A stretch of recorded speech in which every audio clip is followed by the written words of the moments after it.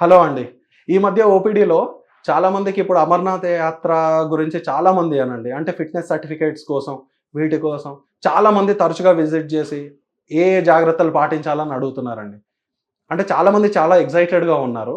ఇందులో ఒక 2 పాయింట్స్ నేను చెప్తానండి. అంటే మనం వ్యవహారికంగా ఉండే ప్లేసెస్‌లో అంటే మీరు ఎత్తు ఎళ్ళే కొద్దీ భూమికి ఎత్తు ఎళ్ళే కొద్దీ అండ్ భూమి లోతలకి ఎళ్ళే కొద్దీ సహజంగానే ఆక్సిజన్ అన్నది సహజంగా ఉన్న దానికన్నా ఇంకా తక్కువగా ఉంటుందండి. అంటే అమర్నాథ్ యాత్ర కొన్ని వేల హైట్స్‌లో ఉన్న అంటే హై ఆల్టిట్యూడ్ అంటామండి. కొన్ని వేల ఎత్తులో ఉన్న దర్శనాలు అవన్నీ.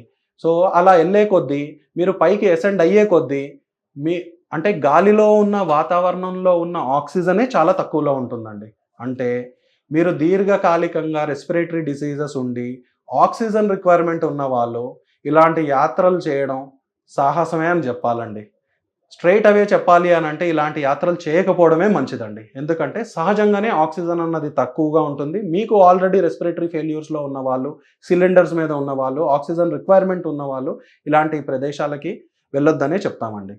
ఇంకొకటి అదర్‌వైజ్ హెల్తీగా ఉన్నవాళ్ళు తీసుకోవాల్సిన జాగ్రత్తలేంటంటే పైకి వెళ్ళే కొద్దీ సహజంగానే మౌంటైన్ సిక్‌నెస్ సిండ్రోమ్స్ డెవలప్ అయితున్నాయండి. హై ఆల్టిట్యూడ్ సింప్టమ్స్ అనమాట. అంటే మీరు ప్లెయిన్‌గా నడిచే విధంగానే ఎత్తులో అలానే మన బాడీ రియాక్ట్ కాదండి.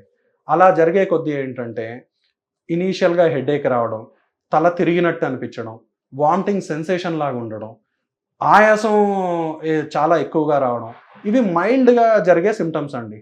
దీనికన్నా ఇంకా కొంచెం ఎత్తులో అంటే 5,000 అడుగులు పైన ఫీట్ పైన మీరు ఇంకా ఉంటే, అక్కడ జరిగే అంటే 2000 ఫీట్‌లో ఉన్నప్పుడు ఒకలాగా, 5000 ఫీట్‌లో ఉన్నప్పుడు ఒకలాగా, 7,500, 10,000 అలా పైకి ఎళ్ళే కొద్దీ అండి, మీ బాడీలో లక్షణాలు మారుతూ ఉంటాయి. ఆక్సిజన్ అన్నది తగ్గుతూ ఉంటాయి.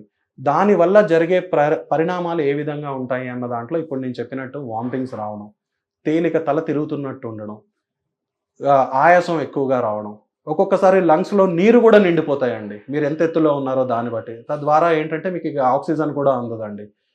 కొందరికి ఫిట్స్ లాగా రావడం. ఎందుకంటే బ్రెయిన్‌లో సెరిబ్రల్ ఎడిమా అంటాం. అంటే లంగ్స్‌లో నీరు చేరడం, వెయిన్‌లో నీరు చేరడం వల్ల ఆల్రెడీ ఫిట్స్ లాగా వచ్చి అన్‌కాన్షియస్ అయ్యే స్టేట్స్ కూడా ఉంటాయండి. సో, ఇలాంటివన్నీ కండిషన్స్ ఉన్నాయి. ఇప్పుడు మీరు వెళ్ళే ముందు కూడా మీరు అక్కడ ముందే మీకు చెప్తారండి. అంటే చాలామంది ఇక్కడి నుంచి కర్పూరాలు తీసుకువెళ్ళి అదక్కడ పీల్చుకుంటే ఆక్సిజన్ వచ్చేస్తదని ఒక అపోహల్లో. టు సమ్ ఎక్స్‌టెంట్ దానిలో ఆక్సిజన్ రిలీజింగ్ కెపాసిటీ ఉన్న మాట నిజం గానీ, మీరు అంతంత ఎత్తుల్లో వెళ్ళినప్పుడు ఖాళీ కర్పూరమే పనిచేస్తదని ఏ రోజు అనుకోకండి. అలాంటి అపోహల్లో కూడా వెళ్ళొద్దండి. చాలామంది ఇప్పుడు మాకు ఫోన్‌లు గూడా చేస్తున్నారు అక్కడికెళ్ళి. ఆయాసం ఎక్కువైపోయిందండి, ఇలా వామిటింగ్స్ అయితున్నాయని. మీరు వెళ్ళే ముందే అక్కడ మీకు డాక్టర్స్ చెక్ చేస్తారండి. పల్స్ ఆక్సిమీటర్ ద్వారా మీ ఆక్సిజన్ ఇంతుంది. మీరు జాగ్రత్తగా ఎక్కాలి. ఫాస్ట్‌గా ఎక్కకూడదు. మెల్లగా ఇలా ఆగుతూ, ఆగుతూ ఎక్కండి.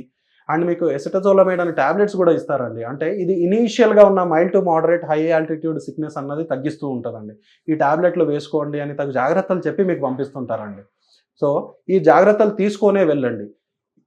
మనం నేను హెల్తీగా ఉన్నాను, నేను ఏదన్నా చేసేస్తాను అన్నది అలాంటి హై ఆల్టిట్యూడ్ ప్లేసెస్‌లో జరగదండి. So, you need a proper training to climb those heights. మీరు ఆల్ ఆఫ్ ఎ సడెన్‌గా ఒక 20 రోజుల్లో ఎళ్ళిపోవాలన్నది మీ బాడీ కూడా అడాప్ట్ కాదండి. అందుకే ఈ చేంజెస్ అన్నీ, ఈ మార్పులన్నీ మనకు జరుగుతుంటాయి. మన మిలిటరీ వాళ్ళని కూడా చూడండి. ఒకటేసారి 10,000 ఫీట్‌కి ఎక్కిచ్చరండి వాళ్ళని. 2000 ఫీట్ దగ్గర కొన్ని రోజులు పెట్టి, ఆ వాతావరణానికి అలవాటు పడేలాగా చేస్తారు.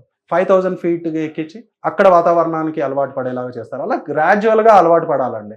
ఆల్ ఆఫ్ ఎ సడెన్ యాత్ర మొదలైంది, ఆల్ ఆఫ్ ఎ సడెన్ ఎళ్ళిపోవాలి అన్నప్పుడు ఇలాంటి లక్షణాలు ఇవన్నీ డెవలప్ అయితాయండి. ఈ లక్షణాలు ఏవి డెవలప్ అయినా జాగ్రత్తగా ఉండండి. అక్కడ డాక్టర్స్, మెడికల్ క్యాంప్స్ అన్నీ అవైలబుల్‌గా ఉన్నాయండి. వారి ఎలా చెప్పారో వాళ్ళ సూచన మేరగా అక్కడ మీరు ప్రవర్తించండి. Thank you. Thank you so much.